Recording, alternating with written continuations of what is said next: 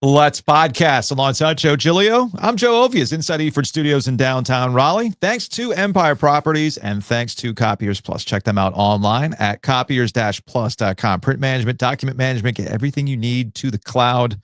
Joe, why are you smirking already? Because I'm hoping you have Connor McDavid queued up for me today, because you know how Newspaper Joe feels. I don't. Newspaper Joe feels like, man, we did. God, we did a great job yesterday. Why? Wait. And then Radio Ovies has to say to me, no, you know there's a show today. We got a show today too. You know, you got to like work today. Well, the thing is, we have I think people will really enjoy our conversation with Webb Wellman today. Summer protocols. We're going to need some trumpets and some horns to gin up our summer protocols, because it's actually really good. Yeah, Webb, very inspired. For those who don't know Webb is a fixture with basketball here in the state of North Carolina. He's the founder of the Hoop States Network, director of the John Wall Invitational. He helped us out in the early days of this podcast 2 years ago. And we've been talking about mixtapes lately. So I thought, like, you know what? Let's like bring the OG, an actual OG of the mixtape for hoops in the studio. So Webb's going to join us here in a little bit. To your point, you know, it's all about aggregation. You know, it's all about aggregation. So we have our conversation with Rod Brindamore and Eric Tulsky yesterday. Thanks to people who have sent me some feedback. I know they've sent you some feedback as well, that when we sit down with Rod, we usually get a little something from Rod that you're not going to get elsewhere. Same with Tulsky. That's always my challenge with Eric Tulsky. Like, how can we kind of mix it up with Eric to get some good stuff? And again, not surprising, Rod was very candid about some things. And the thing that I kind of picked up yesterday, and shout out to Murph, because he tweeted this out. He said that, you know, there's a tiny contingent of Rod should go. Because I thought you did a good job, Joe, asking Rod about dealing with negativity for really the first time as a coach. Yeah. Because this year it really came to fruition. Because, you know, the expectations are raised up. And he took it very much in stride. He said, it's sports. It is what it is. And Tulsky also very adamant about how Rod is a fixture here and he's part of the sell of getting free agents here. I thought that was a pretty good point, actually. Yeah, don't worry. I'll put that clip out soon. But I guess, you know, Murph was listening to the podcast because he had done a story on this saying there's a tiny contingent of Rod should go. Canes fans, especially during the Eastern Conference Finals, wrote about it, was even more direct with Giglio and Ovies, calling Rod Brindamore a fixture and saying that he can stay as long as he wants. As I joked, though, I said, it's not real until you get their Facebook page, WRL's Facebook page, to run a poll asking if Rod should go, like I inadvertently had done in 2016 after North Carolina got knocked out by Villanova in the national championship game. You got to remember the context here. In 2016, it was peak let's embed tweets in a story. Like what? Yeah, I remember when we were first allowed to do that. Yeah. Like what's Twitter saying? That in 20 people don't understand. 10 years ago, that was the height of blogging. Let's take Twitter, put it on a page, and watch the clicks roll in. So I had done one essentially making fun of North Carolina fans who wanted Roy to go. And the man was just in a championship game. Yeah, I'm not a doctor. I'm not a lawyer. Not a banker. So sometimes in a company, I'm mad at you that you didn't save that clip. It's got to be somewhere. Actually, I might still have it. Okay. Because remember, I have a thumb drive with like everything on there. So it might be on 50 the balls. All that stuff. Yeah. All that stuff.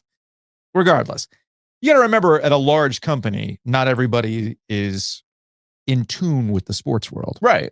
So somebody in the social media department saw, actually, I know who it was. I'm not going to out them. The point is, somebody in the social media department saw my Twitter aggregation making fun of the Roy must go people and thought it was serious sentiment and decided to run a poll. This caused a problem. Yeah. So it's not real until we get, should Rod be fired? Yeah. That's right. Now, you're probably wondering, man, that's a long-winded setup. For what's the setup for? Well, tying it back to North Carolina, I'm convinced now more than ever that Hubert Davis is being set up to get fired at North Carolina. Yes. Really? Yes. So this comes from Greg Barnes over at Inside Carolina. Okay. Set up to fail, set up to be fired? Set up to be fired. Not to fail. Okay. But set up with the context to be fired if it does not work out. Greg Barnes did a story yesterday highlighting North Carolina's budget for basketball under Hubert Davis. And if I can get rid of this ad, and I'm not knocking Inside Carolina for running ads. I just have to get it to the story here. So the big major headline was UNC giving Hubert Davis basketball program unprecedented financial support.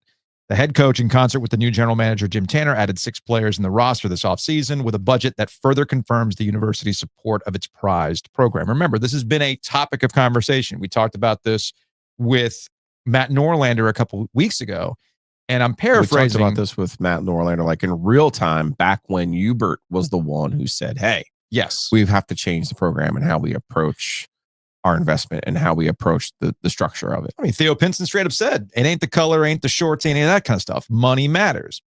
So this is what I thought were the 2 key paragraphs from Greg's article on Inside Carolina. The investment into the program removes any lingering obstacles, perceived or otherwise, that has limited consistent success in this evolving intercollegiate landscape consisting of NIL revenue share and the transfer portal. Davis has shown an ability to win at a level that matches his predecessors, with his first surprise run to the national title game in 21-22, and then a flashback to the Carolina Standard in 23-24 with an ACC regular season title and a Sweet 16 appearance. This is just for you, Joe. What has separated Carolina basketball from its peers over the last 60 years is not its ceiling, but rather its floor. UNC had a run of 37 consecutive seasons with a top 3 finish in the ACC, 23 consecutive NCAA tournament berths, 13 straight Sweet 16 berths in cementing its status as one of the elite programs nationally. The Tar Heels have been in the ACC for 72 years, and their average finish of 2.4 in the conference standings leads the league membership. Okay. This is why I think he's being set up. We've done everything you've asked. This is our standard. You need to meet that standard. And if you can't meet that consistent standard, which is the key part of that second paragraph from Greg Barnes, then we're going to have to go in a different direction.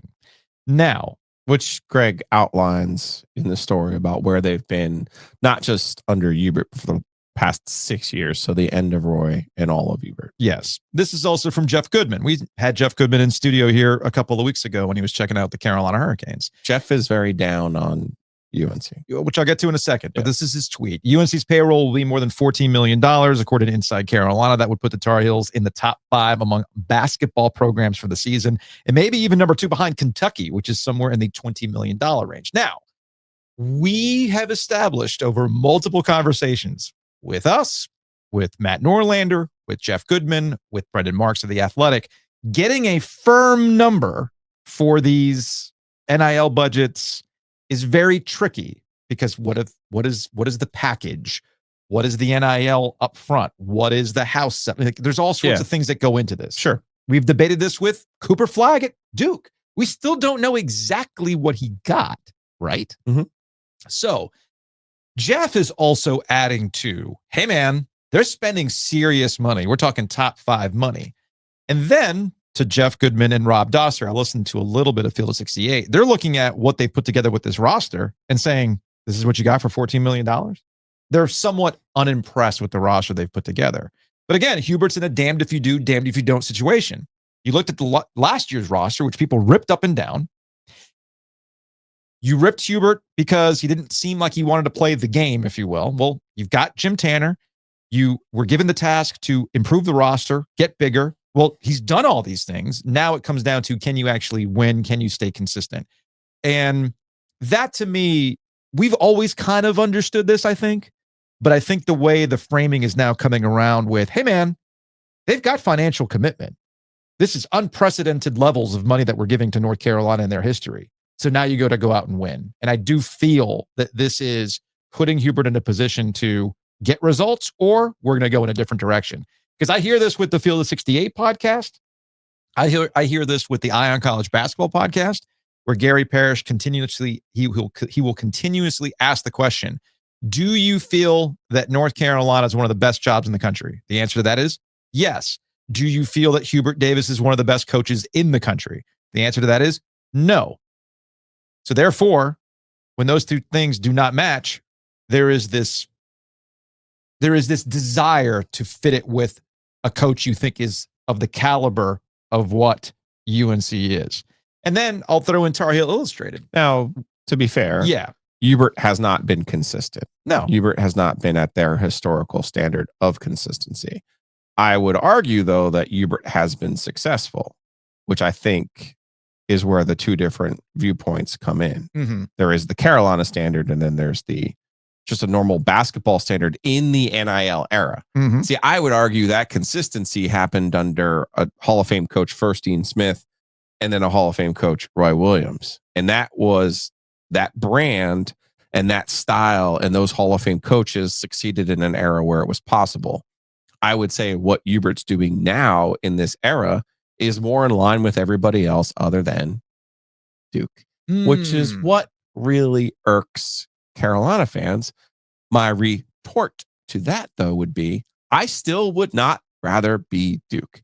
I still would not rather have that loss to Carolina in the Final Four. I definitely wouldn't want a loss to the redheaded stepchild that is NC State with the Final Four on the line. Duke is unbothered by this under John Shire. I understand. Well, they can say that. They're unbothered. They are moving on with their lives. Sure, they have moved on with their lives. Yes. But you can say that, but that's not a reality of what you've been through. Okay. You know what I mean? So again, this gets back to who you want to be, what do you want to be? Mm-hmm. And I get that.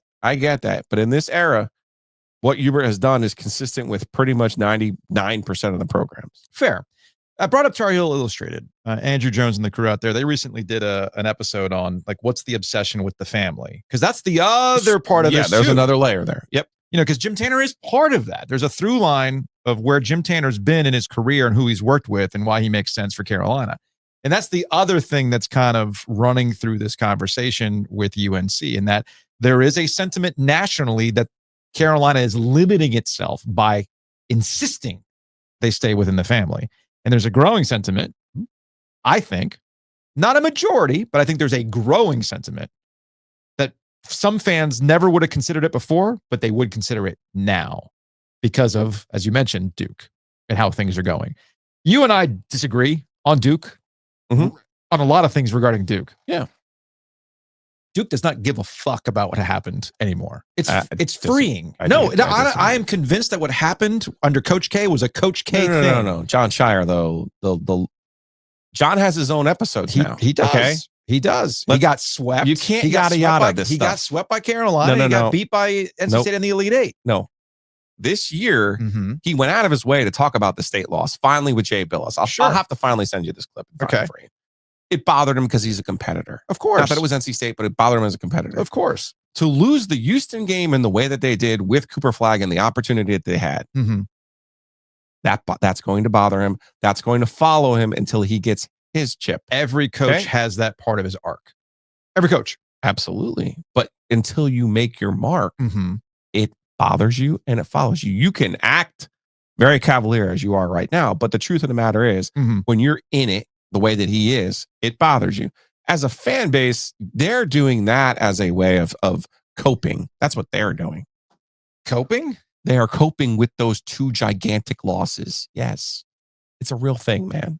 Because when you get in a room, when you get in a room and you have a State fan and a Carolina fan and a Duke fan and you're sitting there having your normal arguments, which people do. They do.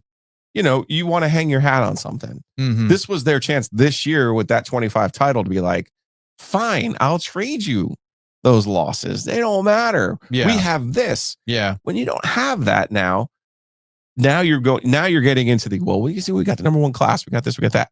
But as you and I have both talked about so many different times, not every number one class is the same. Not every opportunity is the same. I think what you're underselling. And the collapse against Houston, Joe, that's not something that you're cool with. It's just not. Let me rephrase. I'm not being cavalier about it.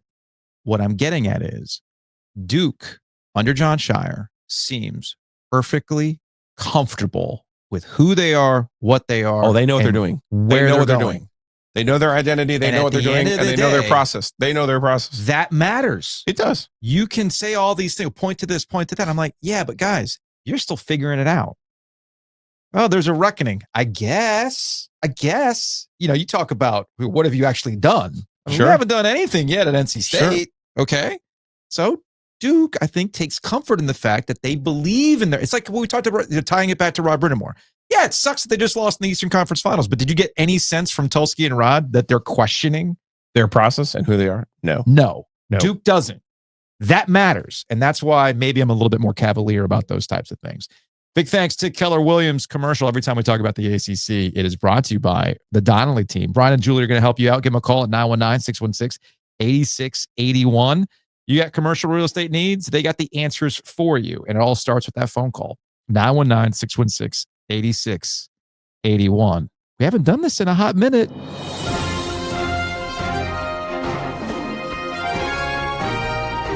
I cannot imagine having the opportunity 5 days a week to watch what is happening with Bill Belichick.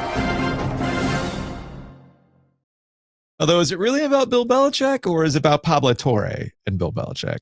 So we have a new offshoot of this now, don't we? Yeah, now we got like Pablo Torre, Bill Simmons beef. I listened this morning. I spent listening to the episode between Simmons and Pablo.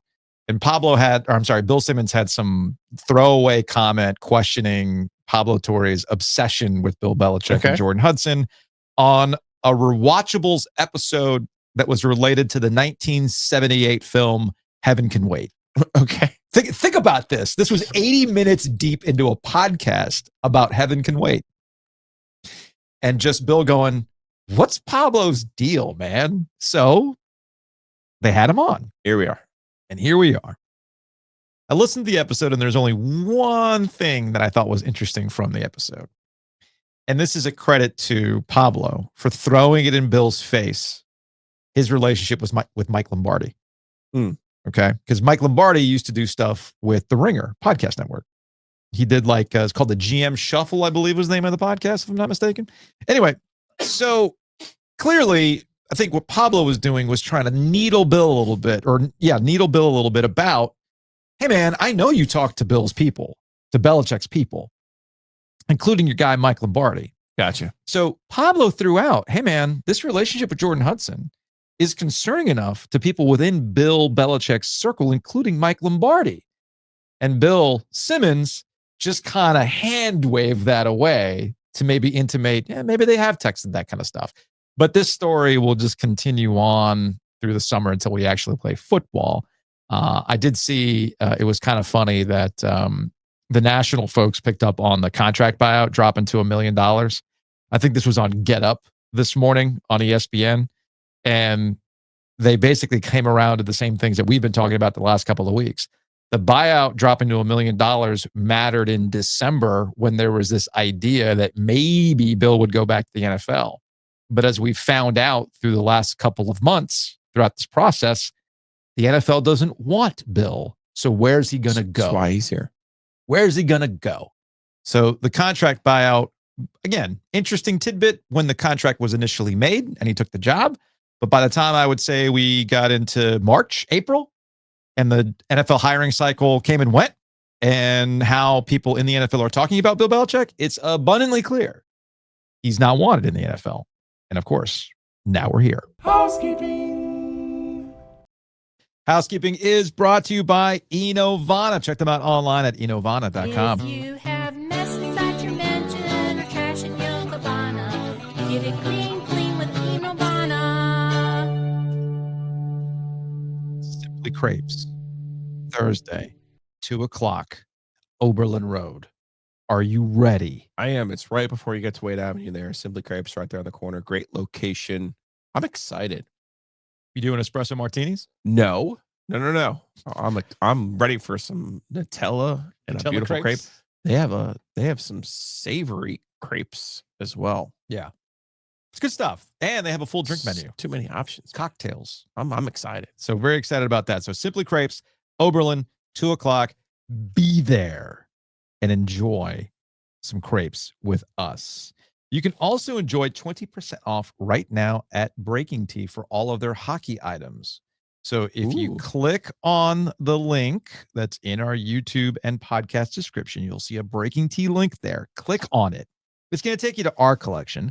But if you go to the Carolina Hurricane stuff and you can get the shirt that we helped put together, Keep Carolina Hockey Boring, You can get 20% off right now when you use the code REMATCH.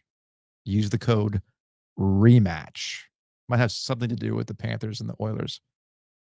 I thought the Kane season ended. Or I thought the hockey season ended. I was mistaken. We actually have Stanley Cup action this week. So regardless, Keep Carolina Hockey Boring shirt. It was a winner. You can get 20% off right now when you use that promo code REMATCH. Speaking of hockey protocols, I went to Two Roosters yesterday and I saw the Jacob Slavin cutout. All happy, all smiles. It took me back to a time when I can get the Slavin Sunday at the arena. Made me a little, I dropped a little bit of a tear thinking, man, it's really over. There's the Slavin Sunday at the arena, no more. But that doesn't mean you can't get some fantastic flavors and concoctions at Two Roosters right now. The kids actually demanded we go to Two Roosters. They were getting haircuts with Leanne yesterday. And Jacob's like, you know what we can do on the way back? I'm like, what? Two Roosters. Did you get the lemon bar? And he hit me with the Riz face. He's like, come on. I was like, all right, dude, that's fine. No, I went with the Death by Chocolate Brownie. Got a pint of that. And then the kids were also down with the chocolate Oreo cookie dough as well. So we got a pint of that. I saw the lemon bar, did not get the lemon bar. Okay. Is that your flavor? No, it's just one of the favorites. They're hitting their all-time hits this summer. So the watermelon sorbet also looks like it has potential. We're going to have a flavor next month. Very excited about this. Now, I mentioned Two Roosters. I went to the Person Street location. You can make a whole weekend out of this. Go to Longleaf for lunch or dinner, and then head on over to Two Roosters after that. Sounds like a great afternoon or evening to me. Longleaf Swine goes beyond just what you would think for barbecue. Yes. Is their pulled pork fantastic? Of course it is. Is the brisket divine? Yes. But they're very, very creative over at Longleaf Swine. And the brunch on a Sunday is fantastic. And I'm pretty sure you can still get OG Light at Longleaf Swine. Check them out. I think they have enough in the inventory. There's always parking on Edenton. So go to longleafswine.com. Big thanks to our guy, Matt Davis, over at State Farm. InsureGarner.com is the website, 919-779-8277. You can call them directly. Just start the conversation to see how you can save money on your home and auto. And with all the money that you save, you can go to Roback and buy a bunch of polos and hoodies and shorts and joggers and everything else that they've got at Roback.com, RHOBACK.com. Use that promo code OG20 to save 20% off your order. We're cooking something here.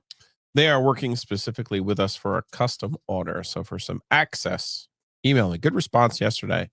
So email me. We'll have two different options. One will be the dark blue, looks a lot like this with an OG flag on it. That's a polo. We'll also have a polo that is purple. It's a purple and white stripe with the drunken owl. Ooh, that sounds good. So hit me up, gilio.cho@gmail.com. I need your size, and then I'll give you some information for access.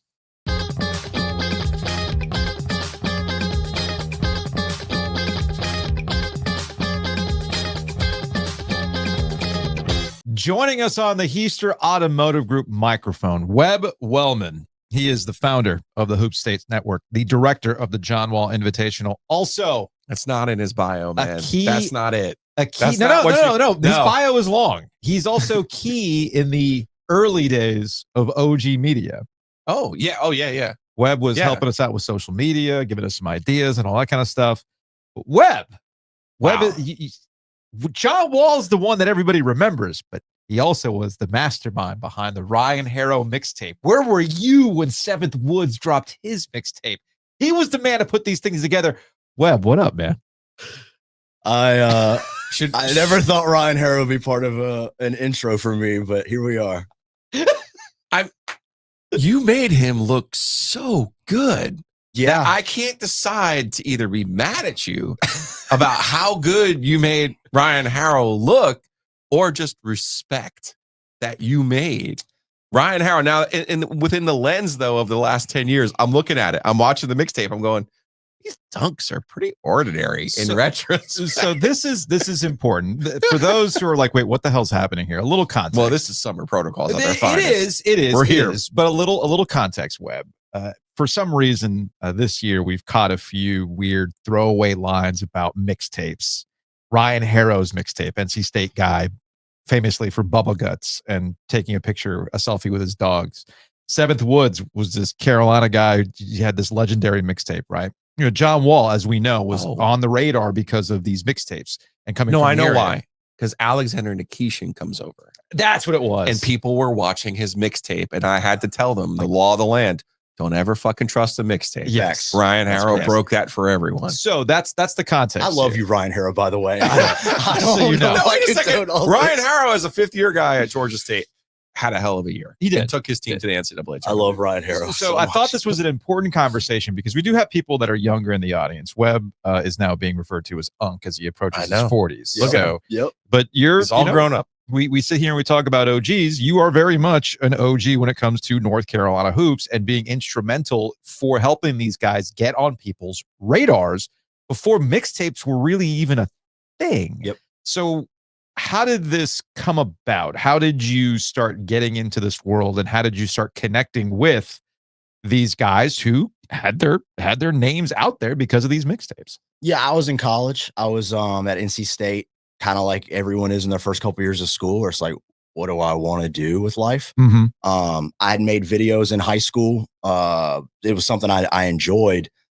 I started a business to like go record kids at private schools and like fancy public schools, and you pay me and I'll make you look good. I had a wakeboarding background where I had to make videos of myself to get sponsors. Yeah. So like the concept of making yourself look better than you actually are was kind of like ingrained in me. Did you pull sponsorships? Yeah, for the dude, wakeboarders? I was so regular at wakeboarding, and I had clothing sponsors. I had sunglass sponsors. Because you look good doing it. Right. Yeah. You polished it up. I faked it out. Yeah. Yeah. Until you saw me in person, you're like, holy shit, we already signed a contract. But yeah, like with the basketball stuff, I started filming, just trying to get my name out there. And I went and shot a tournament, and it just John happened to be playing it at John Wall. Put his video out. I was hired pretty quickly to follow them around with the idea of basically what like a mixtape, the Lil Wayne days of mixtapes with music, right? Like, let's put this out there to the biggest audience possible to gain as much attention as possible that we can then leverage on the business side when we're negotiating deals and contracts and all these things. And so that I loved it, like obsessed, right? Like, you guys don't do this unless you're obsessed. I'm obsessed with basketball. I'm obsessed with content creation. So for me, it was kind of like, and I saw success pretty quickly, like from a view standpoint. So, You were on the forefront of social media, 100%. of people using social media to promote. I had Twitter year one. Yeah. My first video on YouTube was post of the year in 2007 when it started. Tyler Lewis. But the idea though of using, 100%. like, companies do this now. Yeah. Like, companies make So mixtapes. even like, pretty quickly when I started, I immediately started working with shoe companies to do the same thing. I make these players look great. Hey, Under Armour, you're trying to gain traction on Nike and Adidas. You should pay for me to come to these events. I'll shoot content for Ball is Life, who doesn't have to pay for it. Yeah. Ball is Life gets content. You guys get made to look like you're the big gun in town, and I'm getting all the perks, and I'm getting paid, and I'm getting to travel. I was 21 years old. So, it was perfect for me, but it was, I knew right away that like it had to be 3 minutes of like, not, if you look away, I'm sorry, I'm bouncing. When I would show people videos, like if my dad would look away from the video, I'm like, oh, this is, You lost him. yeah, I lost it. So what you're talking about for the youths today, you thought Mr. Beast invented retention editing. Right. No, you were doing retention editing. You had to make sure that you had to watch the next. And I'm guessing there was an escalation too. It's like, starts out a particular way. Well, then I'm going to wow you with this next one. I'm going to wow you with the next one. Yeah. That kind of stuff. So you were on the forefront of that retention editing. To your point, if your dad's looking away, you've lost him. Yeah. And we were way ahead of clickbait. Okay. Like if you look at the titles of those videos today, What were they? like I was looking at one last night. It was about Chris Likes. Do you know who Chris Likes is? Yeah. Okay. Chris Likes, did you know he was the king of the DMV? I did not know he was the king of the and DMV. about 1 million other people know it too. Okay. Because we made that the video link, and there's a little dude on the thumbnail, and boom, it goes. Mac McClung. Oh, I clickbaited Mac McClung to death. Zion Williamson, all those dudes. It was like you can see it pretty quickly what people will click on. In the basketball world, if it's a white dude who can dunk or he talks junk, that's gonna go. No, you didn't do the Grayson Allen tape, did you? I covered Grayson Allen because that was the thing about, you mentioned white guys who can dunk. Yeah, people kind of realized this in their championship season where he came off the bench as a freshman. Yep. And we're like, whoa, who's this guy? Who's this white guy with the athleticism? And people are like, have you not seen the mixtape? Because he had some pretty sick dunks in the mixtape Yeah, I covered Grayson. Okay. I never had it. So that was the other thing too. before was he like, tripped people. yeah, yes. He wasn't like, I had to have enough footage to make a guy look the way I thought they needed to look. I see. So with Grayson, like I had stuff, but never enough to. Same with TJ Warren when he came through. I had some good stuff with TJ, but not enough to like put a compilation together and make him look like a dude who's going to only be at NC State for 2 years.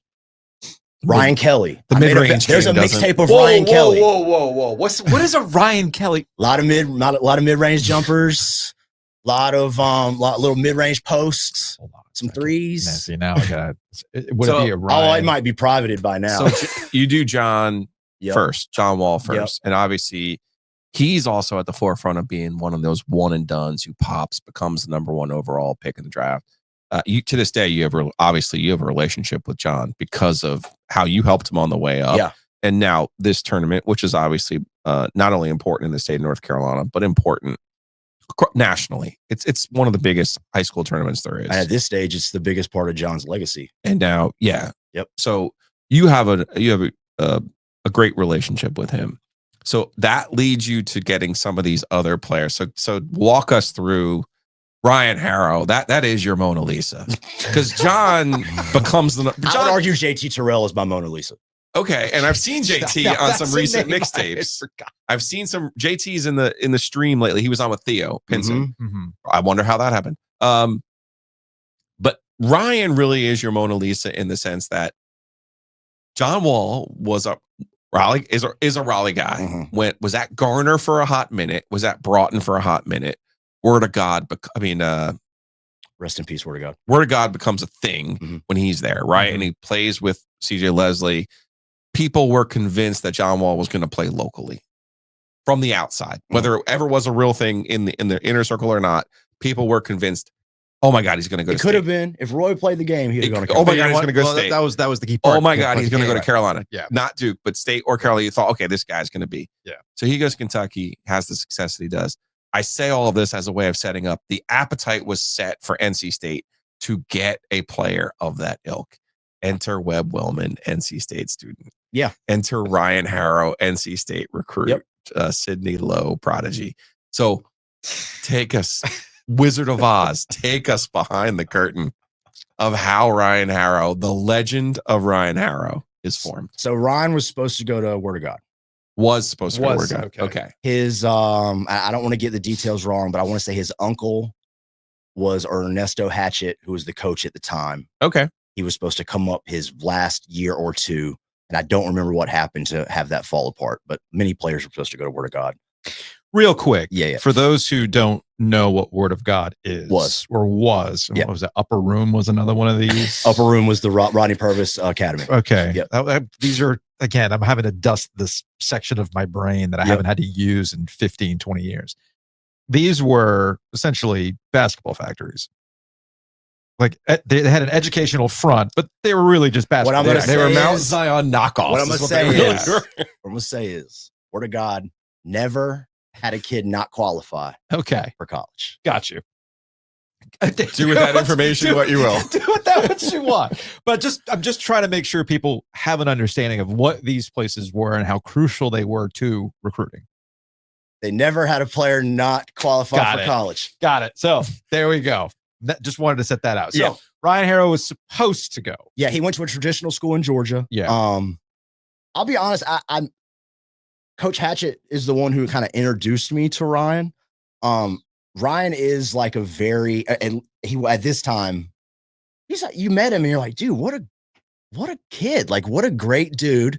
He was a showman, which was Yeah. necessary in our world. Yeah. And was he 5'10", 5'11"? Maybe if he had big shoes on. Okay. Yeah, he's a little dude, right? Which Yeah, also yeah. helped me from like a visual standpoint. You mentioned the dunks. Well, yeah, until you put him up to a dude at his position for real, and you're like, oh, he's 100 pounds soaking Yeah. wet and like 5'9" maybe. The way I pump for him is because people really did react to him in a big way. Like he was polarizing. And so it might have taken more games to film of him to get the clips I needed. But yeah, people thought he was going to be a professional basketball player based on 8 games of highlights. Did you, in any way, shape, or form? Yeah. Do you feel like, well, I guess you financially benefited from it, as you mentioned your wakeboarding thing, but the goal is to dupe people, No. Not So, dupe. not dupe. Promote. no. So I'll be honest. At that time, like where my mindset was, it was about maximizing a player's opportunity. Let me rephrase then. Not dupe. You're right. That's a harsh way of putting it. Essentially, what you are doing is a fast food commercial. That's exactly in that right. that burger on the commercial It's glue. looks amazing. Yeah, it's glue. And then you get it in the box and you're like, oh, what the hell happened in the commercial? To your point, you're mentioning glue. That's pizza. That's Yep. the oldest trick in the book. Like, how does the cheese do that in the commercial? It doesn't do that at home Yep. because it's glue. I think this also goes back to how we were first reaching out to you about coming up this summer. Yeah. Austin Rivers earlier this year was like, I had a mixtape because I was the number one player in the country. Mhm. Not everybody back in the day had a mixtape. You kind of got in on starting with the helping more people get in on Get the I made mixtape also. game. I made his mixtape as well. You did. This guy's made all the mixtapes. I started making videos for ball. I started making videos myself in 2008. I started making videos for Ball is Life in 2010. Yeah. Since 2009, I've covered every top 20 player in the country up until about 2016 when Harry and those guys came through. So what is the state of it now? I feel like with Cap Whoa, Cut. we're not even close to being done with Ryan Harris. Well, yeah, okay, we're here we are with Ryan Harrow. to be clear, we made trips, like day trips, to drive down to Georgia to Atlanta to film his games, Yeah. get in the car, drive back, make videos, put them out. Like we went above and beyond with Ryan. It was not to dupe people. It was to Advertising. get views. I was telling him before we started, one of my best friends, Donnie, who helps us in this basketball space, he went to NC State before I knew him, and he went because he thought it was the second coming for basketball. CJ Leslie, Ryan Harrow. Oh, that was, yeah. He thought that like some Hoosier shit was getting ready to happen. There is a 30 for 30 on that whole summer. Yes. Because there's another did you go to the Central, the summer league game? Yes. Because I had jotted that down for another aspect of this, of how things used to be when it came to recruiting and whatnot. So I guess what I was kind of leaning towards as you're getting all this stuff. This is hard to do. You have to physically go somewhere. You have to film it. You have to bring it back. What are you using to edit at that point? I was Sony Vegas. Okay. But you don't know what hits and what doesn't. So like you're hoping you've got something that's going to work. This is before the algorithm too. 1000%. And this is the part that I was most fascinated by. Without an algorithm, you are essentially, are you leveraging an authenticity? Because you talked about Under Armour, you're talking about Nike, but you can sniff out inauthentic really, really quick. Yeah. Well, not if you're starting though with Austin Rivers and John Wall. You know what I'm because those saying are and how- two- That's exactly Yeah. so What I I'm was also gonna saying say how is the tapes get out there, though, is also, what I'm getting at. DeMar DeRozan had a tape from out west. Yeah. James Harden had one from out west. Derrick Rose had a big one before I started. The way we got to where we were is because we first did all the players that mattered the most. Okay. And then once you do that, people expect that if you get a mixtape, you're a pro. Yes. And it becomes that. So it's like we can, and again, this is a time where there's not TikTok. Instagram is not really a thing yet. Mhm. There's no videos on Twitter. Yeah. Like the only place you could watch content was YouTube or YouTube links on Facebook. Mm-hmm. And we dominated that space. Like Okay. we were making money from YouTube about the time that influencers started being able to make a career Yeah. off of YouTube. Okay. I did not believe in that. I didn't think that it was going to be enough money. So like when I did my deal with Ball is Life, they offered me flat fee, like flat rate, Mm-hmm. or you can get a piece of the action. I don't want a piece of the action. Just here's what you pay me. Yeah, give me Here's my the money, work you right. get. I don't Yep. want to have to worry about big months, small months. Yep. In retrospect, Oh man, my videos have like You should have tens of millions You of should have taken views. the fee. you should have taken you should have taken a piece. Yeah, so that was But bad. I'm wired like you. I'm wired like you. I've always been like, no, pay me for my work. That's that I right. don't have to worry about. My it. dad raised me to be conservative in that regard. Yes, so my I'm the thought same was, boat, dude. I'm also, again, at this stage, like this career didn't exist. Yeah. So the idea that like I was going to be able to make money doing exactly what I wanted to do, Mm-hmm. I was over the moon. You could for like 10 years, I was the happiest person on earth. Okay. So to finish with Ryan. Joe's so fascinated. No, by no, that no. damn thing. Because not in a bad way. Did you ever get any blowback No. about Ryan? No. So here's the other beauty. Because is he gets to state, no one he's knows it's me. undersized. He struggles a little bit. No one Sydney knows it's me. leaves. He leaves. You know what I'm saying? So I'm you're anonymous. saying it was because you weren't known. No one knew who I was. Okay. It wasn't until recently that my name, like John did the thing with Theo and dropped my name. My name, I've never The been, man behind the curtain. Yeah. which is Truly perfect the to wizard. me. Which Yeah. is perfect to me. Like same with the wall. Like I'm more of a face of it now, but the Holiday Invitational, it was way easier for me when no one knew I had anything to do with it. Yeah. I'd rather you not know me, who I am. You deal with me like I'm a random person. I get to learn who you are, Mm-hmm. and then I can operate based on that. Okay, so I think what I was getting at, though, is there was a barrier of entry to make this stuff happen. It's kind of like podcasting. Yeah. I've said this to people who ask, how hard was it for you to set up and get running? Well, 2 years ago, it was relatively easy because all this equipment has gotten cheaper over time. Yep. If I was trying to do this 10 years ago, Yep. well, it's a little cost prohibitive given equipment and internet technology and everything else. So this applies to you as well. You're talking about these old Sony Vegas from back in the day. I knew what those cost because I was fascinated by those back in the day. But we all have this now that I'm holding up. You're watching on YouTube. I mean, I got an iPhone Pro. Yep. Okay. I can do some pretty wild stuff on this phone. Yep. You have CapCut, which can turn anybody into a director at Yep. this point with all the editing suites that are available. I'm still ham-fistedly using Adobe Rush, but the point is, like, you can do a lot of stuff on your phone these days. Has there in your mind it's almost been commodified, the mixed, like everybody's got one now. It's not when I see the on3 graphic of some guy change, I'm like, yeah, man, you get your fancy Photoshop graphic. Like everybody's got a fancy Photoshop graphic now. Everything's called a mixtape too. Everything's called a mixtape now. Yeah. Do you think it's lost its value? Yeah, I don't really think, like, I would never tell a kid who's getting started. I have them every year. I was gonna say you have this conversation now, right? Yeah, like mixtapes are a good tool to have in your bag, but you're not gonna make money making mixtapes for anybody. Yeah. There's a way to kind of like adjust it to where, again, like if you're working for a Puma who's trying to get in the space right now, Mm-hmm. you can make a job making Puma look good. Okay. You can call those mixtapes, but like the mixtape is I hate to sound pretentious, but it's art. It's content that you shot. There's some cinematic value to it. There's music to it. Things need to match. Things need to be felt. Mhm. Like that was what was fun to me, is creating something like you start with nothing. And when, 3 days later and I'm all cracked out and I show the first version to someone and they're like, dude, what? Who is this? That's boom. Gotcha. Yeah. You're not pretentious to say it. It's perfectly okay Yeah. to say there's a lost art to the mixtape. Well, This, now- this yeah, now applies it's for like- somebody who actually, I'm talking from a music perspective. Like, Yeah.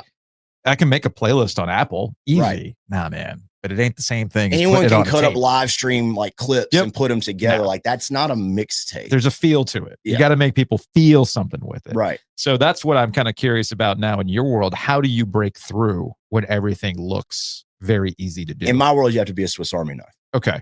Like same with you guys. Like when you guys split and became independent, I'm assuming both of you learned a lot more about production or like whatever. Like you had to gain skills because you had to operate. Yeah. I mean, the video side of it. Yeah. Like anyone who does, I run events. Mhm. If I was making content, I would be broke.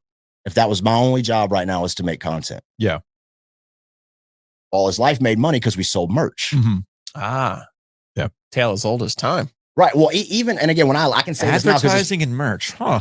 well, I didn't realize the scale of the space until, they're much bigger now. So I think I can say this, but like, I remember the first year we went over the books and they told us we were doing over 1 million in AdSense from YouTube Yep. and over 1 million in merch.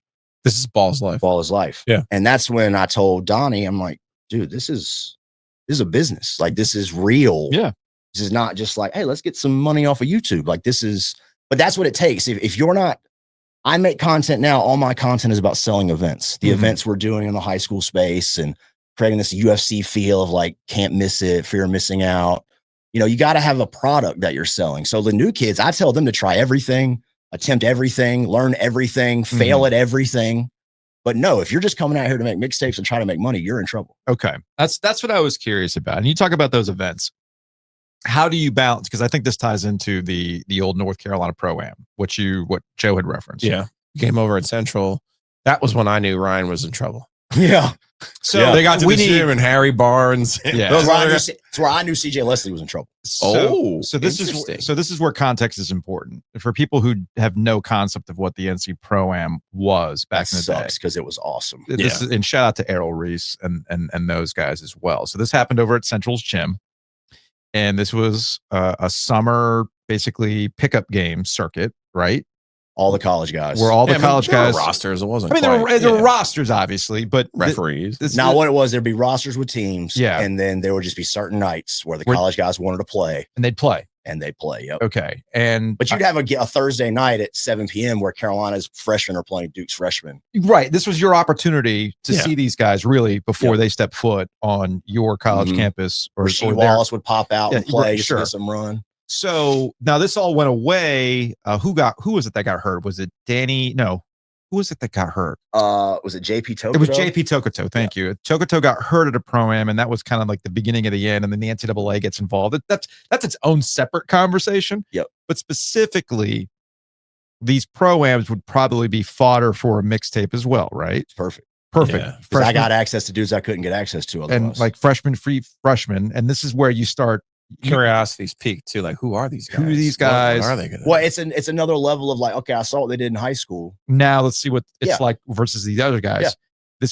This gets us to the legendary CJ Leslie, Ryan Harrow going up against Carolina's freshmen, and then you said that's when I knew they were in trouble. Well, CJ's situation was a little different. I'd known CJ for a while at this point. Okay, CJ walked into Central to play his first pro-am game. He's committed to state. mm-hmm. State fans stand up and clap when he walks in the gym, like standing ovation for CJ Leslie. And I walk up to him jokingly and I'm like, oh man, you got real fans now. I've known CJ for a while. He looks at me in my face and goes, man, I've been had fans, and just walks off. I said, uh-oh, we have a problem. We have a problem. You and me. You and me, we ain't the same. So yeah, like, and again, I love CJ. CJ's doing great now, but that moment had me very nervous. Very nervous. You know who CJ needed, and that obviously I'm not the world's biggest CJ Leslie fan, but CJ Leslie is the definition of in high school, got to play with John Wall, throwing the ball at the rim. All he had to do was run to the rim and dunk the ball. Mhm.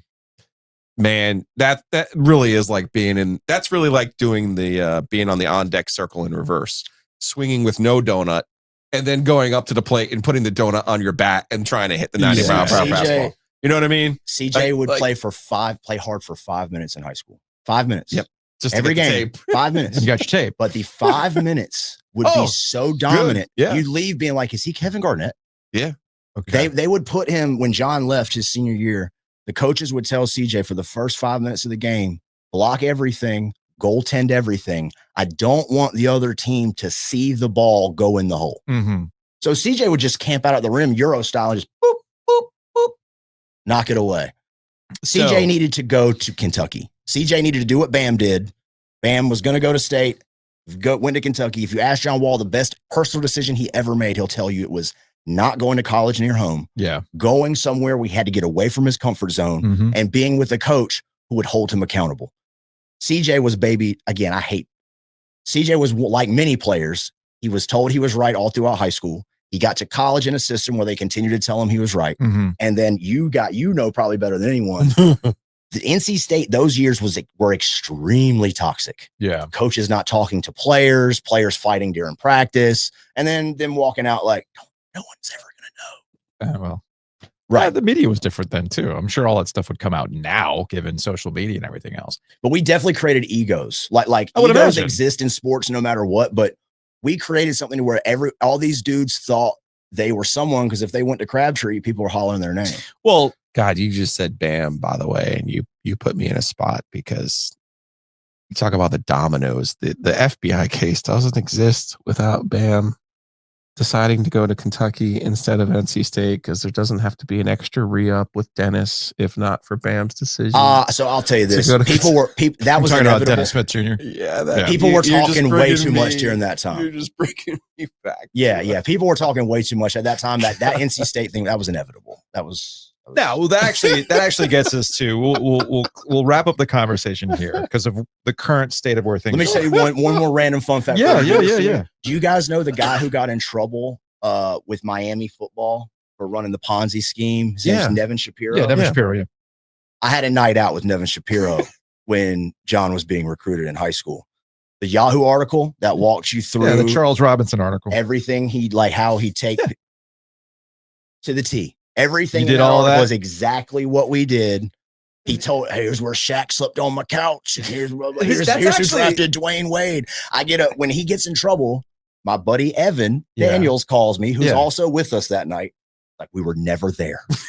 Like, okay, buddy. All right. Evan Daniels, who I learned this year. Wait, he's an agent now? Oh, yeah. I had no idea. Agent of the Stars. As far as I was concerned, I'm still reading his stuff over on 24/7. So anyway, actually, the Nevin Shapiro story actually gets me to where I was going to close the conversation. Look at all the changes. You know, Joe's referencing the FBI stuff. You know, you're talking about John Wall going to Kentucky for the virtuous reasons. There's probably some other reasons why he ended up at Kentucky as well. I mean, I know World Wide West is hanging out that there Nevin too. Shapiro thing that happened when we left Miami, I asked John's guy, like, Did you meet? How does this work? And he goes, the thing about all these things people offer us is you can take anything you want as long as you don't take anything from where he goes. Oh, interesting. And it's a great point, because if you don't take anything from where he ends up, if you're dumb enough to give us something, you're an idiot. I see. Did you meet Wes, by the way? Yeah, but not in a way that he would remember me. It was very much that when I was with Brian Clifton at that time, there was a lot of, hey, this is my guy, boom, boom, shake hands, move on. You know? Okay, because Dave's the only person he introduced me to. Dave Tellep was the only person he introduced me to that I made sure I maintain that. For those who don't know, Dave Tellep from the area, worked in concert in the early recruiting days with David Glenn, part of, was it Rivals or 24/7? Scout. He was with Scout. And then now he's been a long time. He was the man in the high. It has never been the same since he left. Yeah, he was Paul the most Cartier in it. Seriously, he was the most connected man in Still hoops. is 100%. He still lives here in North Carolina. He still lives here. He still lives here, even though he's with the San Antonio Spurs. All right, awesome. I haven't seen Tellep in a hot minute. Yeah. Tellep was the one who gave us Shams to be on the show. Remember? And then he hung up on us because he had to take another call. He's the happiest dude. Every time you see him, he's like, he's in such a great place. Yeah, Tellep's always been, again, I haven't talked to Tellep in probably if 15 you years. If but you won the lottery and Victor Wembanyama was you'd be pretty happy too. No, so what I was getting at, you know, and I'm sitting here talking about these guys in the background. I mentioned World Wide West. I remember taking a picture of Jay-Z and World Wide West at the Final Four, and they were none too pleased that I had a picture of those two together, right? Because West doesn't want to be viewed. He doesn't want to be seen. Yep. But all that stuff is out the window now. Yep. All that stuff's out the window now. So what I'm curious about when you're talking to prospects, people who are coming through the high school invitational, the John Wall Invitational, when they're talking about marketing plans, what is it now? I almost feel like it's almost overwhelming at this point. I don't do that. You just don't mess with it at all. No, if I'm being paid to do something, we'll do it. Yeah. But like, to this day, I've never taken money to hype up a player. Sure. I've taken money to hype up a team. Yeah. You know, I'll do this for a team. But even then, those teams have always been John Wall related. Sure. I'll do something if I think there's value to it. If someone Slam paid me to do something on Anthony Edwards when he was in high school. Okay. And I did it. The money wasn't worth doing it, but I knew Anthony Edwards was going to be somebody. Like, he was very obvious back then. So it was worth the time and energy to do it. If someone was at this stage, I've been saying this about college programs for a while. It would behoove the right college program to work with someone like me, even if it's just as a consultant, because it's like, we can create hype trains through media organizations that need content. We can prop guys up and make them look the way you want them to look, and you can get attention. Especially now with when have you seen a player execute an NIL deal where the content itself was good? That's what I'm asking. That's what's next. Is make these brands want to come back. having you sit in the parking lot eating a Bojangles chicken sandwich, being like, hey, the new chicken sandwich is here. That doesn't do anything. You do a vlog with a kid where there's something clickbaitable within the vlog. Yeah. And in the vlog, you go to Bojangles with your friends and eat a meal. Mm-hmm. Now there's a commercial within the content, not, hey, I'm the 15th player to talk about this chicken sandwich. It sure is good. So do we need Webb to help us out with some of our corporate champions? We could do OG vlogs. Light.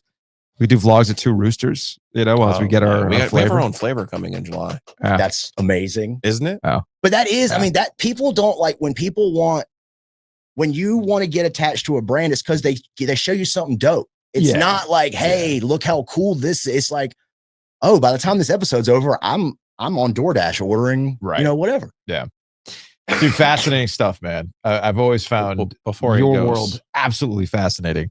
I did piss off Bill Self as well with this mixtape stuff. How'd you piss him off? When Brandon Ingram was coming through high school from Kinston, where I'm from, I knew me and Brandon were talking. I knew he was going to Duke. Mhm. So at the end of his mixtape, if you notice, there's a clip of Coach K kind of like making a little face, right? It was a clip I stole from something else and put it into the end. Bill Self, the mixtape wasn't public yet. Mm-hmm. I had shown Brandon. Somehow Bill Self saw the mixtape With K in it. gets my phone number from Eric Bossy, Mm-hmm. calls me. She's like, what the hell is your problem? I'm a pretty straightforward guy. I always have been. So I said to him respectfully, he's going to Duke. I don't know what to tell you. I didn't realize that Bill Self was the only person who didn't know this yet. Oh. So now he thinks I had something to do with the flip, when in reality, Brandon, your mixtape's almost done. I need a clip for the end. I got both coaches. Where you going? Yeah. Interesting. But it was one of those moments. He wasn't mad at me. He was just mad because he was, and he needed Adidas. someone to holler at. He was playing for Jerry Stackhouse. Well, He was Adidas. so Jerry came in last minute. I'm talking the day of. I got word that maybe this video needs to be changed because Jerry really wants Brandon at Kansas. I don't know how much truth there is to that, but that would be why. Yeah. Well, Jerry and Roy did not see eye to eye. That's up there with how Kinston. Bomani found out about Harrison Barnes flipping to North Carolina. Theo Pinson's mixtape is one of my best mixtapes I've ever made. Theo Pinson's a guy that without a mixtape, he's coming into Carolina as Marcus Ginyard. Yeah. Like no one knows who he is. No one's excited about him. Now he's had I met Theo when he was in 7th grade. Yeah. Jackie Manuel. Yeah. Yeah. Okay. I got you. Like Theo. Tell Theo to jump on this damn podcast already. I'm tired of tweeting. That's not something that would be surprising to me. Like I would imagine he would do something like that. He has done he's done a fantastic job with his podcast. He's done a fantastic job. No, it's really he's done a really, really good job talking to the right people to get things to go viral in the way that you're supposed finding to. that it's hard to find that level where it's like these conversations are interesting and they're not happening anywhere else. Right. And the information is good enough that people outside of this little niche are interested. It's great for me because they're talking about everything within my little world. Mm-hmm. I'm surprised it's been able to kind of go. Before you leave us, what is your favorite mixtape that you've ever done? If I made you pick one. Yeah, I'm not. The obvious answer is John's. I'm going to leave that alone. Right. Man, we did a lot. Tyler Lewis went a lot farther than he would have been able to without that mixtape. I think JT Terrell's was amazing considering the type of player he was. I give Ryan Harrow, if I'm being honest. Sorry, I'm still processing Tyler Lewis having a mixtape. Tyler Lewis was the first video I had go viral. Yeah. I made a video of Tyler Lewis. I labeled it something to do with Steve Nash. Okay. It went viral in France overnight. It got put on some blog sites in France. I woke up, it had like 300 views. The next day it had like 80,000 views. And this was in like 2007, 2008 of YouTube. Yeah. That was the moment I realized like, oh, you can hack the system here. I see. It doesn't have to be a top ranked player. I forgot. Tyler Lewis was a McDonald's All-American, by the way. Tyler Lewis was on the best Oak Hill team that Steve Smith will say ever existed. They went undefeated with Tyler Lewis. Tyler Lewis went to Sweet 16. Like, Tyler's 5'9". I know. The TJ Warren whisperer. Now, Little T, big T. What a reference, because that is exactly right. that's what he was. He was the TJ Exactly Warren right. whisperer. People were like, "What?" Speaking of Roddy Purvis, Right, like, right. we can either start Roddy or we can start Little T. Oh, yeah. And TJ goes, yeah, well, we're gonna start that. Now, as Who I passes me the ball? as I was going on a quick YouTube search, I'd forgotten that Ryan, when you brought up Ryan Kelly's mixtape, I forgot that he was referred to as the White Raven. He was not. That's what YouTube. No. What YouTube spit back out. I'm White not saying- Raven highlights. I'm not saying that didn't exist anywhere. I've never heard anyone call him that. You had Ryan Black Harrow- Falcon, Harrison I mean, Barnes, Ryan White Kelly Raven. was a result of being a teammate of John Wall. Like he's a perfect example of Yeah. I never would have made videos of a player like Ryan Kelly without. but he's a teammate of John, Yeah. so I'm following him now for the rest of time. Dude, fascinating stuff. Webb, it's good catch up, man. It's good Always. good bringing you in studio. We'll have to do this again probably later in the summer, specifically to talk about the NC Pro-Am, because there are stories with the 100%. NC Pro-Am and how that was the place to be until it suddenly went away. So we'll definitely have that conversation. In the I do want to future. say one thing to you guys, and I think I've said this to y'all both privately, but like as someone who followed y'all's radio show religiously when y'all were at Capitol, and then talk to y'all as y'all transition to here and seeing where things are, like for whatever it's worth, as a fan, I'm super proud of you guys. Yeah, Like, thank you. This is awesome what you've built and what you'll continue to do. You inspire people like me who want to work hard and kind of do things my own way. I'm very blessed to know you guys, even though when I first started to help, you guys sent me videos of some random dude with a shirt off in a bathtub. But that's neither here nor Yeah, there. Webb had to work. Webb had to work on the first college football, dude, the hot tub, You're like, guys, the I'm hot not tub sure. hot takes. It was Dimitri. It was Dimitri. Yeah, I told my girlfriend at the time, like, Yeah. this is the fourth video these dudes have sent me with this hairy-chested man Yeah, that's Dimitri. in a bathtub. Yeah, college football bubble bath. Shout out. He's still doing it. No, he's awesome. There was not a lot of context provided to me when that shirtless man popped up on my screen. Joe was just like, hey, can you Can you do something with this? yeah, the rubber ducky sound when it drops in Dude, the that water. was inspired. It's one of my favorite. No, I mean, like, let's be real. Like what I gave you with the rubber ducky sound, that was inspired. Yeah, I that love was that. like, You can make Ryan Harrow look like a Harlem Globetrotter, but you can't dress up Dimitri Robin. nope.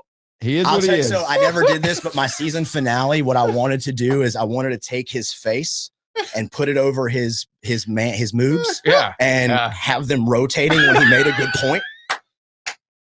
But I don't know. But I don't know him. Oh, so again, no. Dimitri would absolutely love that. my assumption would have been such. But if The not, man got in a tub to talk about college football. Of course, he's gonna like what you not just once, described. not twice, He's still doing it. weekly. He's still doing it I think he's doing it without a camera on him. I think he's just in a bathtub talking sports right now. You're a real one for putting those things together. So we appreciate your help early on. Yeah, You got a fan for life in me. and always with the John Wall, man. Appreciate you always taking care of us. Of And course. Garner, Oh yeah, The taking G. care of the G. I went to I'm that. having fun with Coach Blums. We're doing. I know fun he's stuff. a good dude. We're gonna have to talk about our defense though.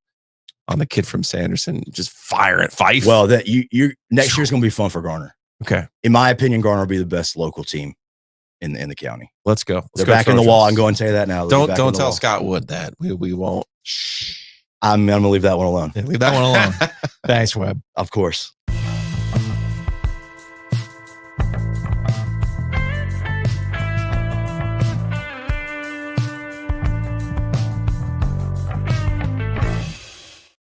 Big thanks to Whitaker and Hamer. Check them out, wh.lawyer, attorneys and counselors at law. You have small to medium-sized business. You have a small to medium-sized business. You've got potential contract things that you want to sort out, employment, whatever it might be. They can help you out with this. They got offices all over the place. And of course, our friends at Whitaker and Hamer have Shady's in downtown Garner, where we will be on the 17th. Do I have that correctly? No, that's right. It's July 17th. July 17th. And we're going to be there a little bit later to tap a keg of OG Light, correct? Correct. So come hang out with us on the 17th. Get drunk. Well, actually, no. Be responsible. Be responsible. Because you don't need the Whitaker and Hamer Law Services if you're responsible. That's what you want. That's a very good way of putting it. Silly me. Still thinking like I'm 22 years old. You're not. I am not. I cannot recover like I used to. So big thanks to Whitaker and Hamer. Check them out online, wh.lawyer. Garner.lawyer. Also, big thanks to Hometown Realty. Speaking of Garner, based out of the G, but they've got offices all over the triangle, and they can help you out when it comes to your real estate needs. Don't take a guaranteed cash offer. You're leaving money on the table. Maximize the value of your home. You're looking for the right fit. They're going to find you that right fit. You're looking for new construction.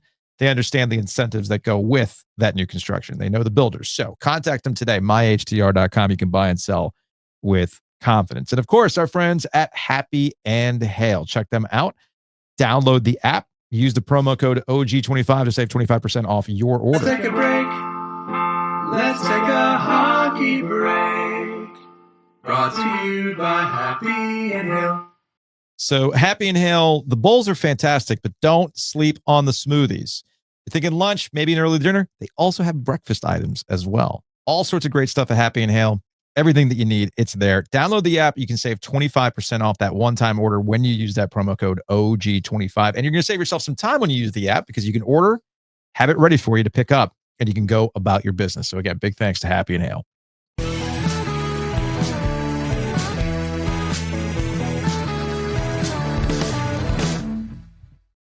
Joining us on the Heaster Automotive Group hotline, you can sell your car to Heaster Automotive Group. It's all, look, we're all making budgetary decisions right now. And a man who's going to help you out with some of these budgetary decisions is Gordon Miller, the man who needs real hobbies. Yes. Stop buying all this merch. Gordon, what's going on, man? I have got more merch and memorabilia than anybody you probably know. So No. Hey. Whoa. My dad might give you a run. Yeah. All right. How about memorabilia? I mean, my dad's the same person who has those beer steins with championships on them. And he's got them on display in the house above his little office nook where he does all the mail, and he keeps his scratch off tickets. And you see all like key beer steins for the Hurricanes and the Marlins and the Dolphins. The Dolphins one is clearly collecting a lot of dust. It's been a hot minute since the Dolphins have won anything. So 75 was a good year. So Gordon Miller, Miller Lending, check him out online, millerlending.com/theog. Gordon, I've been told that when you don't pay closing costs, you can't offer anything below zero, right? Correct. Except for listeners of the OG, correct? Yes. Gift basket. What do we got, Gordon? Right. Well, Joe's going to open up. Yeah, go ahead and open that up. It's been open. I'm on my best behavior right now. All right. After the show. Okay. Give it an hour. So we'll make an exception today. It's Wednesday. It's hump day. It's hump day. Hump day is wine day. Normally we're Tuesdays, so I've never done Wednesday. With a W. There you go. Perfect. I've never done a Wednesday before. In all seriousness, so what we've done forever and what Mr. Ovies and I have done in campaigns in prior lives, prior existence, more hair, less facial hair, whatever changes we've gone through. Yeah. Since our amazing debut back in 2003. Is that when House of Sports started on the Saturday morning? That sounds awful, doesn't it? It was 2003? 22 years ago. Oh, God. Don't remind me. Don't remind me we're old, man. Don't remind me that. We get enough reminders of that. We are on camera, so it's fairly obvious what we are anyway. Right. There's no hiding this. But so before 2003, when I first came down with my family in 1996, I had done no closing cost loans in Michigan going back to the late 80s. We had gone through a cycle of 18, 16, 14, 12, 10% rates. And there was no more obvious scenario than saying, watching everybody pay closing costs every 6 months was insane to me. And I was new to the industry. I didn't understand why people were buying down these rates and paying all of this money up front when they weren't keeping the loan for 4 or 5 years. The average life of a mortgage hasn't been 5 years for almost 50 years now. So when you're paying closing costs, you were buying down the rate for a benefit. You would save $50 a month for $5,000, but you wouldn't pay that loan for 100 months. You were ending up refinancing 2.5 years later. So you never got the benefit of buying that rate down. So what I've done almost exclusively, and we're one of the only lenders that is exclusive branded to no closing cost loans, as you see the big zero there on the screen. was just to waive all the costs and just say, hey, we see rate volatility. I've had 2% twice. I've had 9% twice. I've had, double digits once. There's a lot of confusion out there right now. There's a lot of talk about where rates are going. Mhm. You have the worst locked in real estate market I've ever seen in my life because of how fast rates went up. They never went up this quick ever. Yeah. So we went from 2.5 to 7.5 in a year. So essentially the housing market's been locked up because who's going to give up? You're essentially buying a smaller house for a bigger payment. Mhm. Sign me up. I want the same. I want a larger payment, and I want 2,000 square foot less. There, Ooh, the dream.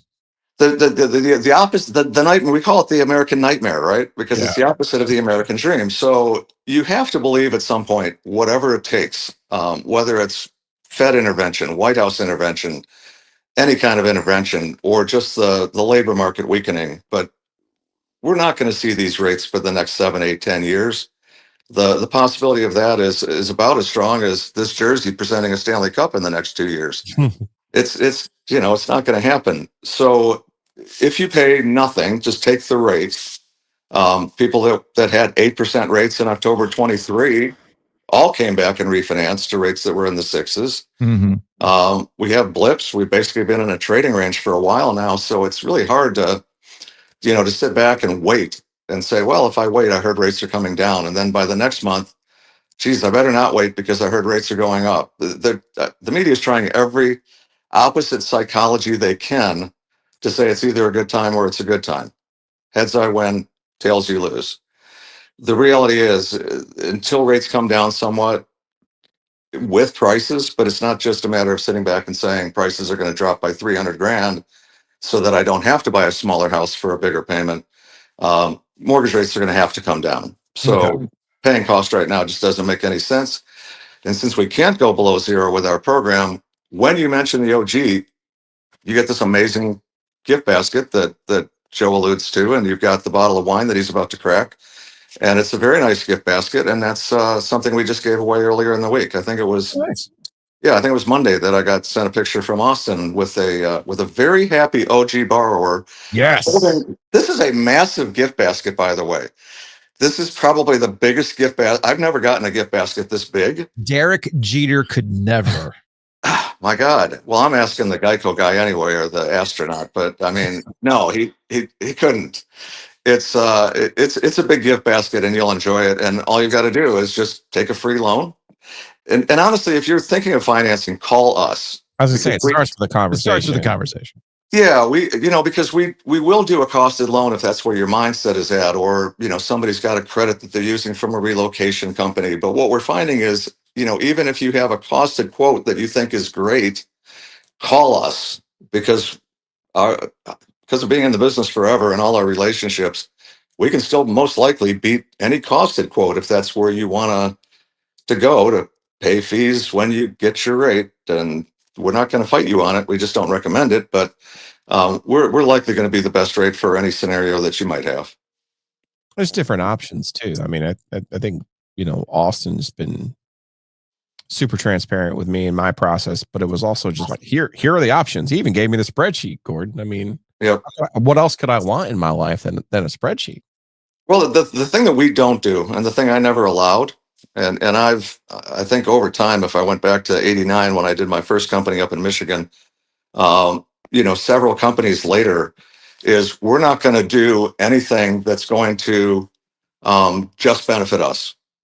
And that's sort of where you've heard a lot about mortgage people is just there was a long time, and I think I referenced this to you guys before. You're sitting on an airplane and you have a long conversation. At the end of the flight, the guy says, "Oh, so what do you do?" And you're like mumbling, "Mortgage broker." It's like I could talk just like this. And he asked me that question, and I said, "Mortgage broker," and he's like, "Oh," and I said, "No, we don't do subprime. We don't talk people into loans just for commissions." I started in Carolina with 8 lenders in my building. In my building, there were 9 of us. And every time I quoted a rate, my first thought was there's going to be somebody in that elevator that works for another lender that's going to say, "Oh, I see you stopped by Gordon. What kind of deal did he offer you?" And I just, at that point, I couldn't play games. I was going to just give you the best deal. It wasn't going to be, let's make a deal. The thing I hate the most, and for anybody out there, if this happens to you, if you get a quote and then you call around and you go back to the original guy and say, "Well, I got a better rate," and he says, "I can match it," I'm hanging up the phone because he should have quoted me that to begin with. Yeah. I don't. We're not around to play games. And Joe, as you experienced with Gordon, Austin, you're not. Are you telling Yeah. me you're not doing the classic car dealership? I got to talk to my manager. no, I gotta talk to my manager. I'll see what I could do to massage the numbers a little bit. you know, the funny thing there, Joe, is I've financed just about every job that there is, right? Yeah.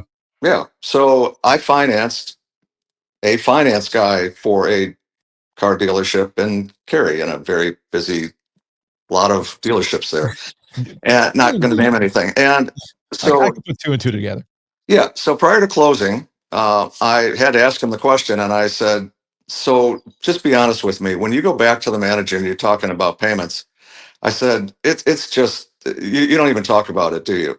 And he said, "Honestly, Gordon, no."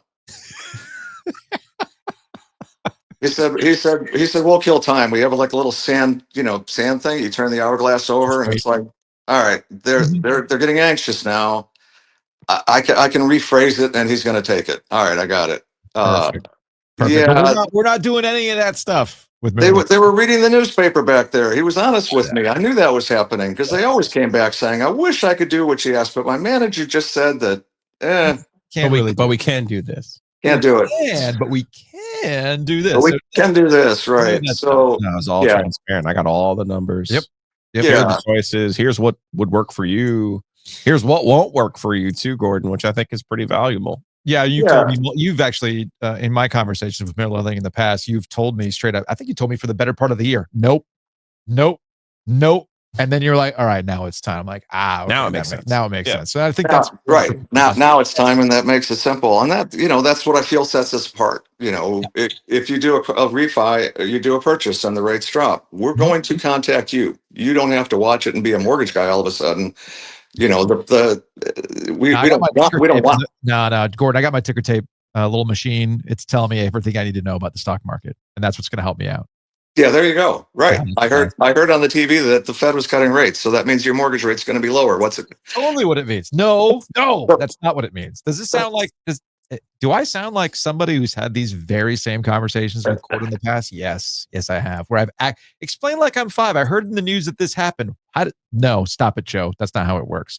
That's not Much how like it I works. gotta tell you, stop it when it comes to buying things. What Red Wings jersey are you wearing right now? Well, so I thought we might talk a little bit about the Stanley Cup Finals. So I had my It's very triggering for somebody who sat through the 0-2 Cup run. yes, which we I will give credit. That's it. This hat looks terrible, but this is my Stanley Cup championship hat. Now the story with that was that all those years that I lived in Detroit before moving down to Carolina in '96, the Red Wings did not won a cup in a long time. Right. We went to finals. We went to games. I forced my boys to go to Game 7 against Pittsburgh. Sidney Crosby, Paul Coffey on Detroit got hurt. We're going to win the Stanley Cup, boys. Game 7, you have to go. We lost. I think the Red Wings led in that game for about 2.5 hours, and then ended up losing 2-1. And so when it got to 2006, they didn't want to go. I'm like, "Guys, Game 7, Edmonton, you got to go." They're like, "Nah, we're good." So my brother-in-law went. They've reshown that game. We sat first row behind the penalty box, and we looked good 19 years ago. It's amazing that it was 19 years ago. Yeah, so Jacob, we had a hockey tournament up in Detroit in October of 23. And You're awakening. Yes. Yeah, that's when I realized, this is what a real building is like, Little Mhm. Caesars, right? No, Yes. but what I was gonna say, I forgot which municipal rink it was. Maybe it was the Yak Center or whatever it was. No, there was like a Coney Island place right around the corner. I forgot the name of it. Anyway, the point is that this community center had all these newspaper like plaques of various things. And for the first time ever, I saw the other side of the headline for the Free Press about Detroit winning the Stanley Cup. I'm like, oh no. I've only seen the N&O like other side of this whole thing. And of course the 06 Stanley Cup win and all that kind of stuff. So it was kind of interesting to see that. All right. So not only does Detroit Coney Island love that, but you do know our friend Dan Clues I know Dan has a Detroit shrine going up over there with Hockey Town. So you even have your own plaque. You're part of that Detroit shrine over there. Look at that. Oh, that's right. I forgot about that. Yeah, there's a little thank you note. I don't think about this stuff. Yes, you do. You always think about these things, just like you're thinking about the Stanley Cup. All right. Well, because it starts, and I'm taking Edmonton. So I'm not crazy to think Edmonton's going to win this thing?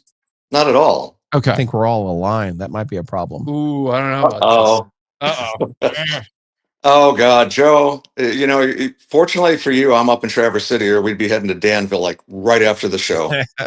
That would not be good. But you got a lot of good spots up there. Yeah, yes, I do. Exactly. 15 minutes away. Last year was the strangest thing I think I'd ever seen, where you have a Stanley Cup final and the MVP is on the losing team. And it was really awkward to present that trophy to him at that stage after. Yeah, it was really odd to make that announcement. And starting the series off in Edmonton this year, and McDavid just seems in another world right now with Draisaitl. I just think Edmonton's going to take him out. It'll be a good series, but I could see Edmonton in 6. Okay. Well, anytime that Edmonton media is involved in a voting, it's going to be weird. C06 Cam Ward, which has ostensibly cost Rod Brind'Amour at least to this point entry into the Hall of Fame, which is bizarre. But I think this series I think you hit it on the head with McDavid. I mean, the way to beat Florida is with super skill, and it's not just McDavid; it's Draisaitl too. So right. we'll see what they've got cooked up for this one. Yeah, I mean, Florida did exactly what we thought we were going to do. And by the way, Joe, I got to believe when it was 3-0, you were looking at those bottles, weren't you? You were thinking, "Oh God, top of PNC, top of Lenovo, I've got to pay off the loss, the bet. You guarantee to win." That got close. I was worried for you. I was really worried for you. I know. What were you going to drink again? What was that? What? Oh, the Malort. The Malort. I mean, yeah. I even got little airplane bottles of Malort that we can go with. Oh, all right. So, well, there you go. All right. So for the fact that they lost in 5, I would say that you should shoot one of those bottles. Yeah. Okay. That's the man with the iron stomach over there. I'll do it. That's the winner of that one. Sign me up. I'm all about that. We're talking chocolate, Oreo, Snicker, fried, everything Joe Ovies. I know him. Let's do it. He can handle it. I'm ready to do it. He can definitely handle it. Yes. NBA. I've been told there is a finals, even though nobody wants the markets that are in the finals. Because, direct flights to Oklahoma City are very hard to come by. Dude, what year is that one? 04 or 91? That's probably 91. So see, I've got a Ben 89. Actually, this is 89. Wow. Okay. Wow. Like I said, a man who needs a real hobby. 89. Jeez. All right. Half this audience wasn't even born yet, but yeah, no, the NBA finals are happening. Going back to the bad boy days and seeing how basketball has evolved, and then watching the early rounds of these playoffs with the Knicks and Pistons and some of the games that were going on, it made Bill Laimbeer and Rick Mahorn very proud. I'm sure there was a lot of bad boy basketball going on, especially in that Knick Detroit series and some other subsequent series where it was getting really chippy, which is fun because you don't want just all flash. Now this series just happens to be all flash. I'm curious to see how OKC shuts down Indiana's offense because defensively OKC is better. You look at Indiana's offense and the pace that they run, and it kind of looks like sort of like a poor man's OKC. Normally, when the poor man's OKC would go against the rich man's OKC, the results would be predictable. So I would expect Oklahoma City to win this Alexander to be the MVP, I would think it goes 5. All right. And lastly, Joe, did you bet your OKC in 6 or no? Yeah, it was stupid, but it was the odds. I got better odds on it. I think 5 is pretty much the consensus, but you know me. I I'm mean, stupid. yeah, you never know. I didn't think the White Sox would beat the Tigers last night. So, things happen. There we go. Indiana the last thing I was going to bring up. Yeah, Indiana might take a game or two. Do we have odds on the Rockies winning ever winning anything? Winning 10 games this year? Do we have odds on Florida Marlins games, Miami Marlins games getting more than 10 people? All right. Look at you with your Florida Marlins hat. I'm pretty sure I had that hat back in the day. I had that hat in 1993. I'm pretty sure. I think I got this hat back around 1993. And the Marlins are actually doing something no other team in baseball has done all year. Do you know what that is? I do not know. I have not been plugged into baseball, Major League Baseball at all this year. I guess there was something about Juan Soto that people were mad about earlier in the year. No. Man, I'm so not plugged into baseball right now. But anyway. Oh, no, it's better than that. Your Marlins have lost back-to-back to Colorado. The Rockies. I'm making fun of the Rockies, and I had no idea that their expansion counterparts were. Yes. Right. I mean, Colorado is on a 2-game winning streak. They have just won 20% of their whole season total in 2 games against the Marlins. That is, including Alcantara. You know that what? is special. You should own that. That is something to be proud of. The Marlins should actually shut it down after losing to the Rockies, if that's the case. You should just shut it down. Today they go for it. Get rid of the Marlins like they did the Dolphin statue. The Marlins. If they get swept by the Rockies, then yeah, we're more than Malort is your punishment. What we'll do if the Rockies sweep maybe is we will burn this hat the next time I come on the show, because burning jerseys is a thing apparently. So I'll go out to the fire pit back here in the backyard. We'll burn the Marlins hat. So hopefully the Marlins win today. Gordon Miller, millerlending.com/the OG. That's the landing page. Go check it out. Tell them we sent you. Get the process going. Get the good stuff. More importantly, start the conversation about how this can help out your financial situation tailored to you specifically. And when you take that thing to close, not only is there no closing costs associated with this refinance, you also get a wine basket.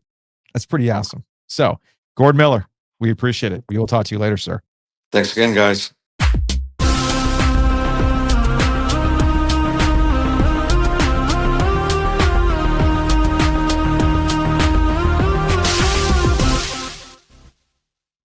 Big thanks to the Butcher's Market. I'll be headed to the Butcher's Market this week to get some goodies to grill out at the pool this weekend. Should have some good weather. Fire up the grill.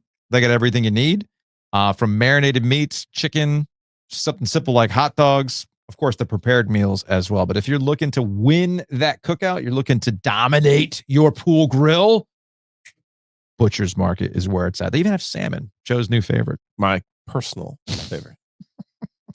Fillets, they're delicious.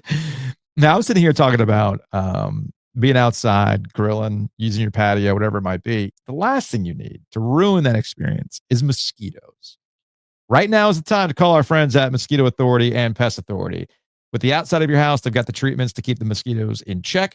And with the inside of your house, ants, roaches, as it gets hot coming into the house, they can make sure they stay outside. So contact our friends at bugsbite.com. You can bundle and save. And one last shout out for our friends over at Bloomin' Blinds as we're wrapping up the hockey season. We had our conversations with Rod Brindamore and Eric Tulsky. I'm sure we'll do some more if we can ever lock Tom Dundon down for an interview. But our friends at Bloomin' Blinds were a big part of our After Darks, which a lot of y'all enjoyed. So they supported us. You go support them. 919-980-9815. You can check them out online at bloominblinds.com. That's INblinds.com. Tell them we sent you. You get 10 or more window treatments, you will get 10% off. But if you're not going that big and you just have a very specific need, they can help you with that as well. And of course, repairs too. Yeah. Repairs are clutch on this. So contact them today. It's a locally run family business. All thanks to our friends at Bloomin' Blinds for the After Dark. So call them at 919-980-9815.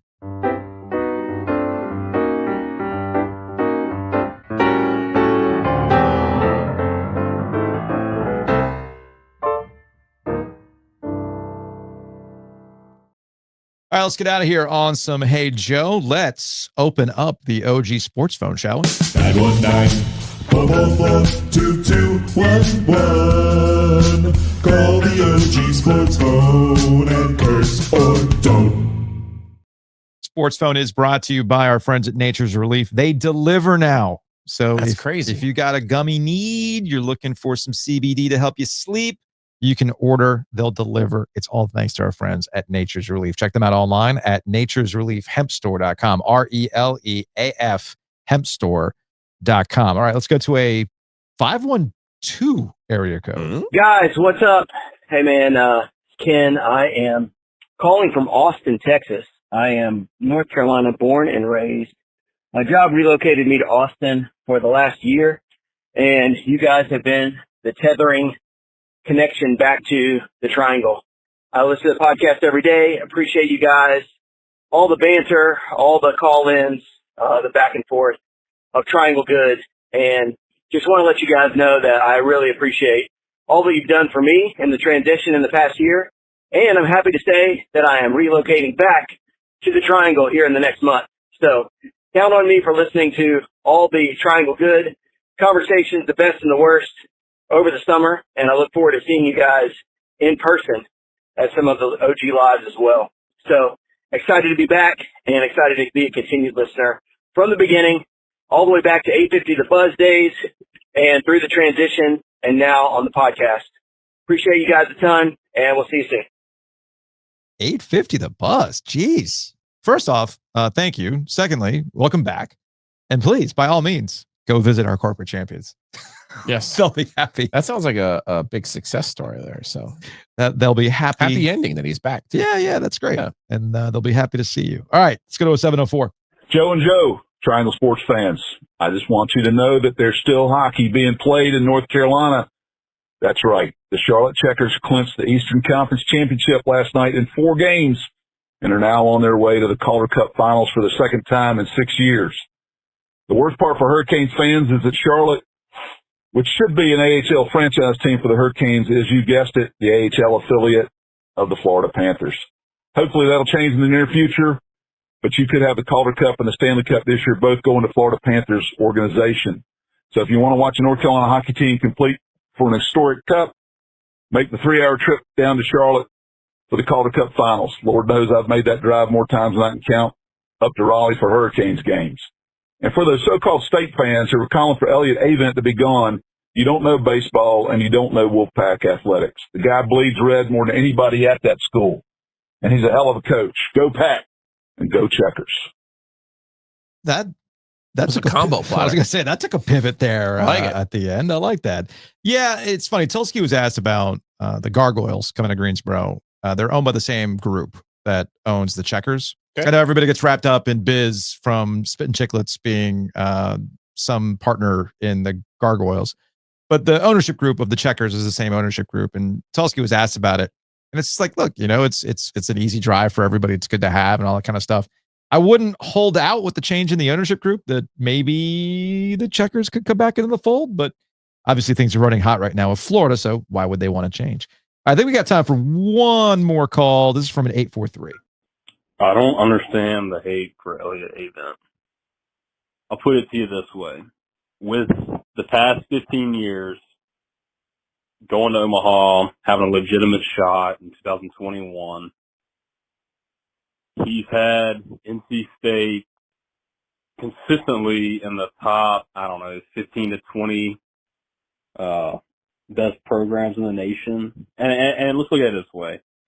If you're like a baseball recruit, let's say in the Midwest or, in California, you're like a 15-year-old passionate about playing in college, you know who NC State is. Whereas like in football, if you're a big-time recruit, somewhere Midwest, California, wherever, you're like, it's NC State. I don't really know what conference are they in. So we need to chill with the Elliott Avent hate. He's been pretty good for us, I believe. Thanks. Yeah, I guess we started the show this way. We can end the show this way. I was actually reading about this on Good Morning, It's Basketball newsletter. And it was about Tom Thibodeau getting fired by the Knicks. And the idea being, well, he's not a championship caliber coach. Well, what exactly is a championship caliber coach? I mean, if you put a good team around that, like, there are certain guys with, like, the argument that he was making was, is Ty Lue a championship level coach, or does it just happen to be that he was the coach that LeBron James liked and David Blatt wasn't? You see what I'm saying? So that kind of ties into how we talked about Rod Brindamore. That seems to be how we tie that into Elliott Avent. There's context to all these things. Context around the programs, context around the teams, context to why you got beat too. In relation to Tom Thibodeau, I think they didn't want him to be the coach after the season anyway, and they weren't expected to. I think getting to the Eastern Conference Finals surprised them. Sometimes that happens. You're like, this coach was as good as fired, but damn it, you went on a run. Where have we seen that before? Right? So there's all sorts of context as why you want to move on from a guy.